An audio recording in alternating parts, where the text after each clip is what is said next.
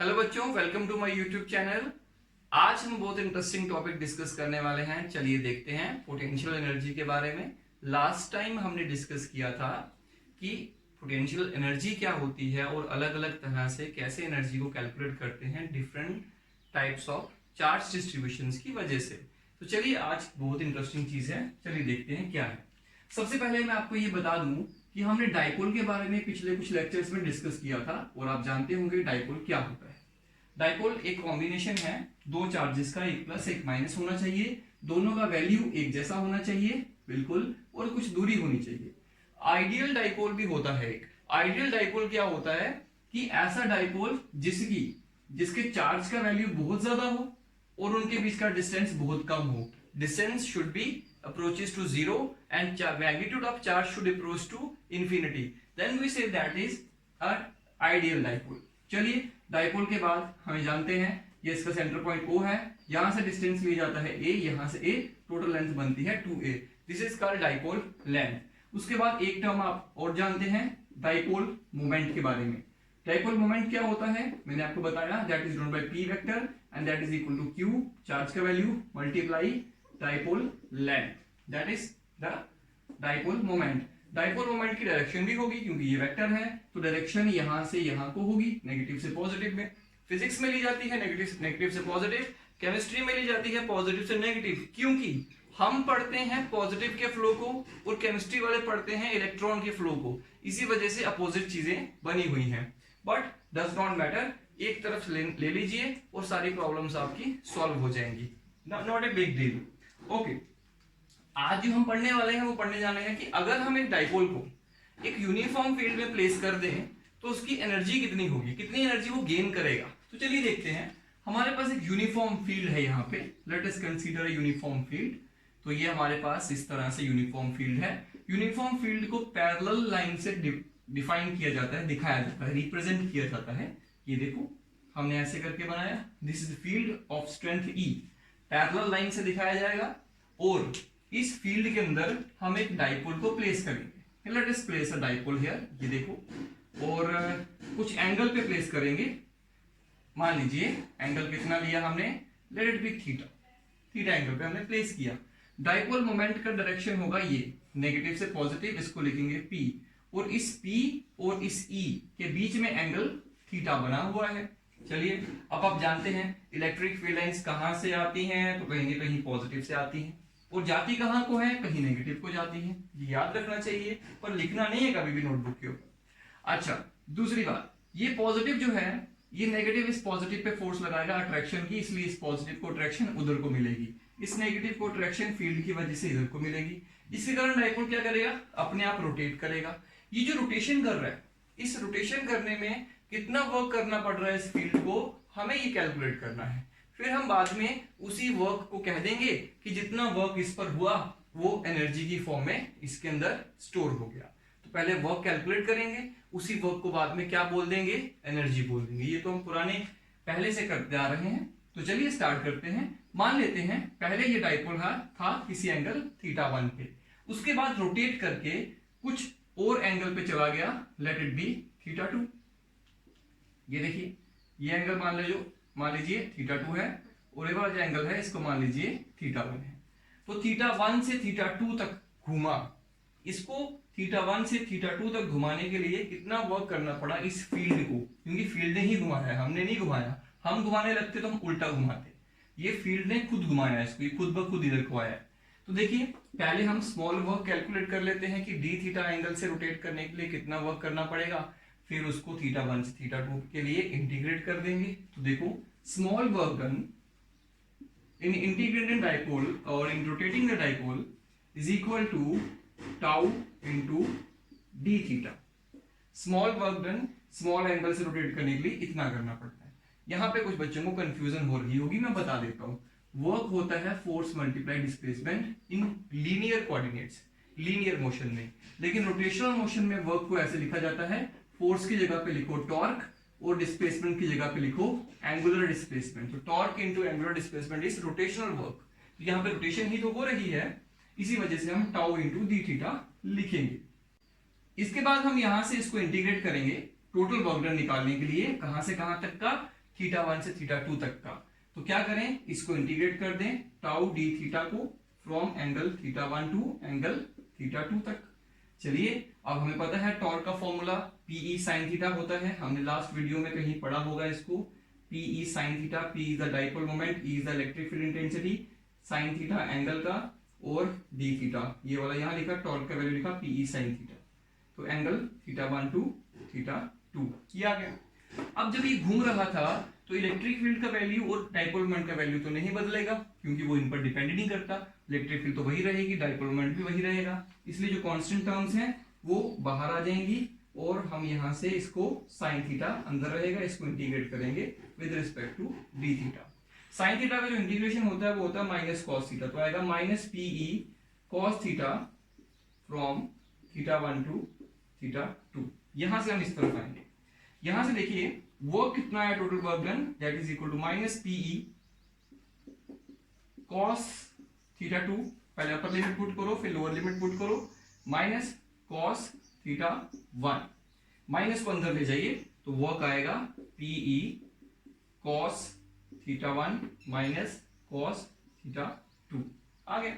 चलिए आगे देखते हैं।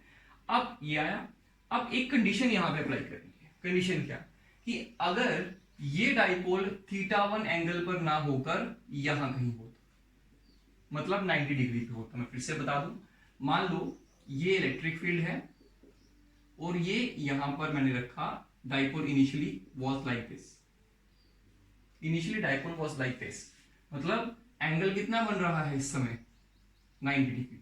फिर से सुनो, पहले हमने θ1 से θ2 तक घुमाया, अगर हम फिक्स करेंगे θ1 शुरू में 90 डिग्री था और फिर हम इसको घुमाकर कहीं और एंगल पर ले आते हैं, किसी भी एंगल पर ले आते हैं, रोटेट करके थीटा एंगल ले लेते हैं, तो इस सिचुएशन के अकॉर्डिंग हमारे पास क्या होगा, here θ1 becomes 90 degree and θ2 becomes any angle theta.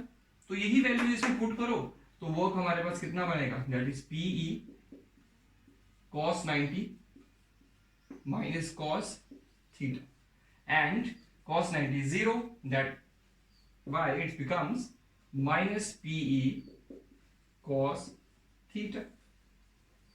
This is the work done, और यही वर्क डन एनर्जी की फॉर्म में इसमें स्टोर हो जाएगा, इसलिए हम यहाँ पे फॉर्मूला ये बना सकते हैं कि वर्क नहीं, potential energy equal to that is work done, that is equal to minus Pe cos theta. So this is the expression for potential energy stored in the dipole when it is placed in the uniform electric field. आप इसका vector form भी लिख सकते हैं, कैसे, U equal to AB cos theta, A dot B होता है तो P डॉट E। तो this is the formula. Energy scalar होती है, डॉट प्रोडक्ट स्केलर होता है, इस तरह से हम इसको बना सकते हैं। तो चलिए बच्चों, आप इसके स्पेशल केसेस को स्टडी कर लेते हैं एक बार। स्पेशल केसेस इसके बहुत ही इंपॉर्टेंट है और सीखने लायक है। चलिए इसमें से क्या क्या समझना है वो देखते हैं। एक बात याद रखिएगा, जब तक आपके कॉन्सेप्ट क्लियर नहीं होंगे तब तक आप न्यूमेरिकल्स नहीं कर सकते हैं। अंडरस्टैंडिंग बनाना बहुत जरूरी होती है। देखिए हमने अभी जो पोटेंशियल एनर्जी का फॉर्मूला निकाला, that is minus Pe cos of theta, और you can write like this also, U equal to minus P dot E। बच्चों बहुत बार मैंने देखा YouTube पे बहुत सारे टीचर्स या स्टूडेंट्स भी ये यहाँ पे डॉट लगाते हैं तो वेक्टर्स लगाना भूल जाते हैं, तो प्लीज वेक्टर जरूर लगाइएगा, अदरवाइज वो गलत हो जाएगा। It is a dot product. चलिए स्पेशल केस नंबर 1, मैं यहां से स्टार्ट करता हूं। Case number 1, case number 1 is अगर थीटा 90 डिग्री हुआ तो क्या होगा, मतलब ये रही आपकी इलेक्ट्रिक फील्ड और ये है डाइपोल। डाइपोल इस तरह से है, ये वेक्टर जो बना रहा हूं ये वेक्टर एक्चुअली इसको रिप्रेजेंट कर रहा है इसके डाइपोल मोमेंट को। अब देखो डाइपोल और इसके बीच में, फील्ड के बीच में एंगल कितना, 90 डिग्री। जब एंगल इसका 90 डिग्री है तब पोटेंशियल एनर्जी कितनी होगी, तो कहेंगे U equal to minus Pe cos 90 degree. तो 90 डिग्री माने तो 90 डिग्री माने तो 0 cos 0, तो ये हमारे पास कितना आया 0। तो इस तरह से अगर डाइपोल को फील्ड में प्लेस करेंगे तो एनर्जी उसकी 0 होगी। याद रखिएगा इस बात को। चलिए केस नंबर 2 स्टडी करते हैं। केस नंबर 2, अगर थीटा 0 डिग्री हुआ, किस किस के बीच का? डाइपोल मोमेंट और इलेक्ट्रिक फील्ड के बीच का। माने तो इस तरह से ये है इलेक्ट्रिक फील्ड का डायरेक्शन और ये है आपका डाइपोल। तो देखिए डाइपोल मोमेंट P वेक्टर और इलेक्ट्रिक फील्ड एंगल कितना? 0, दोनों ही सेम डायरेक्शन में है। तो पोटेंशियल एनर्जी कितनी आएगी? कहेंगे minus PE cos of theta, that is U equal to minus PE। Minus PE बिल्कुल बहुत कम वैल्यू आया। केस नंबर 3 डिस्कस करते हैं। केस नंबर 3, एक बात और बता देता हूं, इसको कहते हैं unstable equilibrium, sorry stable equilibrium. इस स्टेट को हम कहेंगे डाइपोल की स्टेबल इक्विलिब्रियम है। अब स्टेबल क्या है, इक्विलिब्रियम क्या है, समझते हैं। देखो केस नंबर 3 में क्या होगा कि इलेक्ट्रिक फील्ड मान लो इधर को है और डाइपोल जो है यहाँ पे उल्टा पड़ा हुआ है। माने तो डाइपोल का डायरेक्शन इधर को है, डाइपोल मोमेंट का। तो एंगल कितना हुआ दोनों में? 180 डिग्री। तो इस केस में पोटेंशियल एनर्जी आएगी minus PE cos of 180 degree cos 180, minus 1 है तो माइनस 1 लगेगा, तो ये आएगा U equal two plus PE। ये आ गई 3 स्टेप्स। कुछ बच्चे बोलते हैं सर केस नंबर 4 भी बनाओ। पहले आपने डाइपोल को रखा, मान लो 0 डिग्री पे रखा, फिर 90 पे रखा, फिर 180 पे रखा, तो अब 270 पे भी रखो। तो मैं बता देता हूं 270 पे रखो चाहे 90 पे रखो, एक ही मतलब होता है। डाइपोल को चाहे ऐसे प्लेस करो चाहे उल्टा करके प्लेस करो, मीनिंग एक ही निकलता है, एनर्जी सेम वैल्यू की हो जाएगी। चलिए यहां देखो इस बार क्या होगा, एनर्जी का सिचुएशन कुछ ऐसा बना। आप मुझे बताओ -1 बड़ा होता है, 0 बड़ा होता है, ये +1 बड़ा होता है। ऑब्वियसली -1 सबसे छोटा, 0 उससे बड़ा, +1 उससे बड़ा। तो ये तीनों स्टेट्स जो मैंने पढ़ी, डाइपोल को ऐसे रखो ऐसे रखो ऐसे रखो। सबसे ज्यादा एनर्जी कब है डाइपोल के पास और सबसे कम कब है? सबसे ज्यादा अभी है, यहां लिखेंगे maximum plus PE minus PE। और इस समय कितनी है? मिनिमम। जब एनर्जी मिनिमम होती है तो स्टेबिलिटी मैक्सिमम होती है, तो इसमें मैक्सिमम स्टेबिलिटी है, तो इसलिए इसको क्या कहा? Stable equilibrium. अभी इक्विलिब्रियम तो है, स्टेबल भी है, तो इसको समझते हैं। अभी और भी समझेंगे इसके बारे में। इसको कहते हैं अनस्टेबल इक्विलिब्रियम। इक्विलिब्रियम है बट स्टेबल नहीं। अब इसका मतलब क्या हुआ, थोड़ा सा समझ लेते हैं। ये 3 केस तो हो गए, इसके आगे और अंडरस्टैंडिंग बनाते हैं इस चीज की। देखो स्टेबल और अनस्टेबल इक्विलिब्रियम क्या होता है उसके बारे में थोड़ा सा डिटेल में समझिए।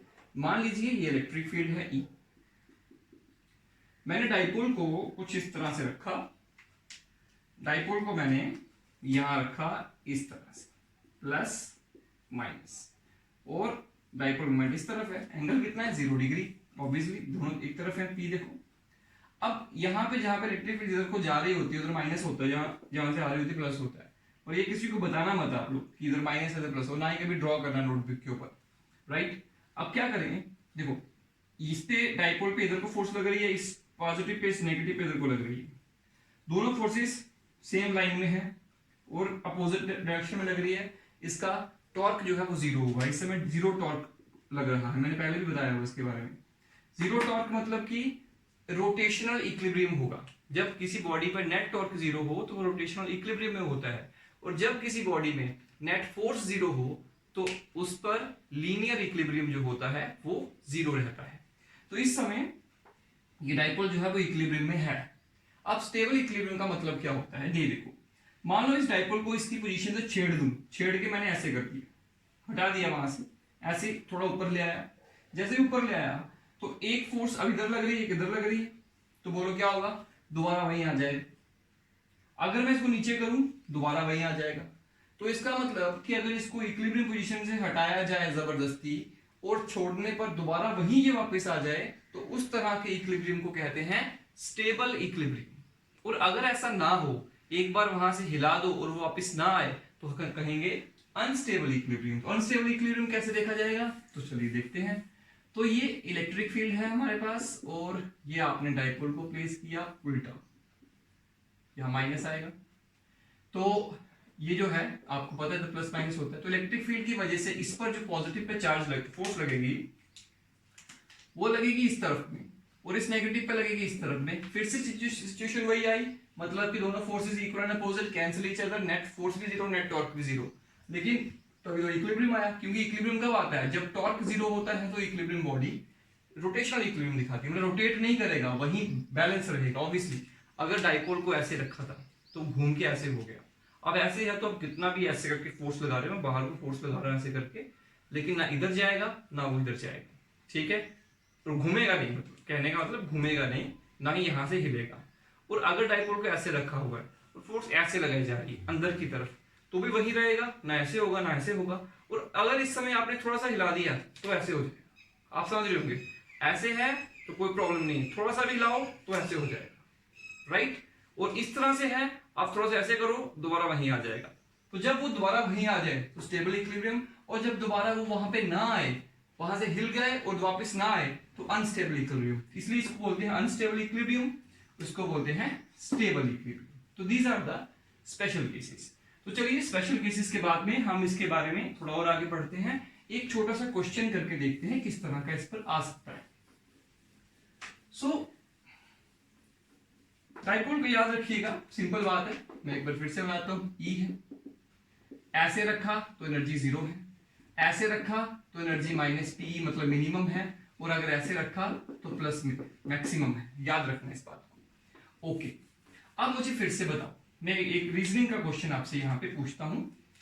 इस तरह से अगर इलेक्ट्रिक फील्ड यहां पर है और एक डाइपोल को आपने इसको यहां पे रखा और डाइपोल को ऐसे रखा, बोलो एनर्जी कितनी है? Minus P. और मैं आपको कहता हूं कि आपने इस डाइपोल को घुमा के यहां तक लाना है, इसको रोटेट करो और यहां ले, यहां से यहां लाना है। तो बोलो वर्क करना पड़ेगा या ये खुद ही आ जाएगा? तो कहेंगे करना पड़ेगा। कितना वर्क करना पड़ेगा ये सुनो, देखो जितना भी वर्क हम इस पर करेंगे वो वर्क इसकी एनर्जी की फॉर्म में इसके अंदर स्टोर हो जाएगा, ये बात आप समझते हैं। तो सुनिए, यहां पे एनर्जी कितनी होती है? जीरो होती है। यहां एनर्जी कितनी होती है? तो कहेंगे माइनस पीई होती है। तो आपको इसमें एनर्जी, यहां इस स्टेट में एनर्जी नेगेटिव है, माइनस पीई है, और यहां पर जीरो है। लेट अस सपोज मैं माइनस पीई का वैल्यू यहां पे -10 लिख देता हूं। अब बच्चों मुझे बताओ, यहाँ पे -10 जूल एनर्जी है, यहाँ पे 0 जूल एनर्जी है। बताओ यहां से यहां आने के लिए हमें कितनी एनर्जी इसमें डालनी पड़ेगी? तो कहेंगे +10 जूल डालनी पड़ेगी, तब तो 0 होगा। और ये जो +10 जूल हम इस पे डाल रहे हैं वो किस तरह से डालेंगे? बोलेंगे वर्क करके डालना पड़ेगा।